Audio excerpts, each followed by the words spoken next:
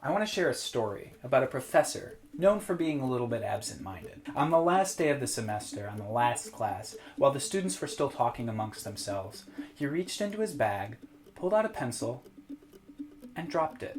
The students, some of them noticed, some of them didn't, but they all stopped talking and they looked up. He reached into his bag and pulled out a second pencil and dropped it. One of the students raised his hand, but the professor stopped him. The professor then reached into his bag and pulled out a third pencil and dropped it.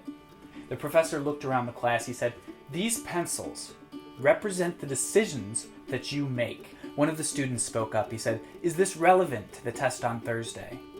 The professor smiled and shook his head. He said, "Not everything can be tested by paper and pencil." The student said, "I know that, but it seems like every time there's a test, you avoid talking about the test by giving us life lessons." The professor says, "Are you saying I don't teach to the test? That's a compliment." The student said, "No, I need to know what's on the test because if I fall below a B average, I lose my scholarship.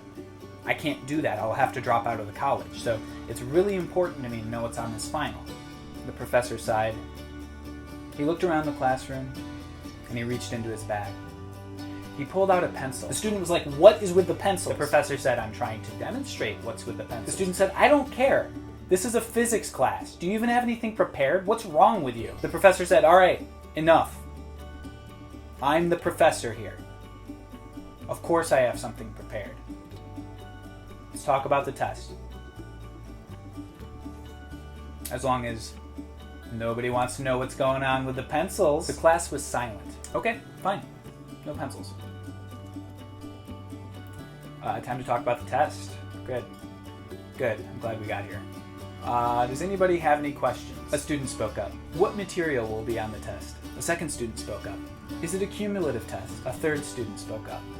"Will we have a formula sheet?" The professor nodded sagely. "Great questions," he said. "They represent the decisions that I made." The class sighed. "What does that mean?" someone yelled. The professor reached for a pencil. "Put the pencil down!" The professor stopped. "Okay, fine. You want the truth? I haven't written a single word of the final. I have to type it up tonight. And tomorrow, I have to go to Kinko's to print it out because I missed the university printer's deadline. So now I'm paying 20 cents a page for their lowest quality." While he was talking about Kinko's, the class began to leave. The student that had originally spoken up, when he got to the door, he paused. And he looked back at the professor. "I hate you," he said. And he left. The professor began to pack up his things, but as he did, he noticed one student in the back of the classroom. The student raised his hand, and he said, "What do the pencils represent?" The professor looked back at him and said, "Decisions are, I don't know. Get out of here."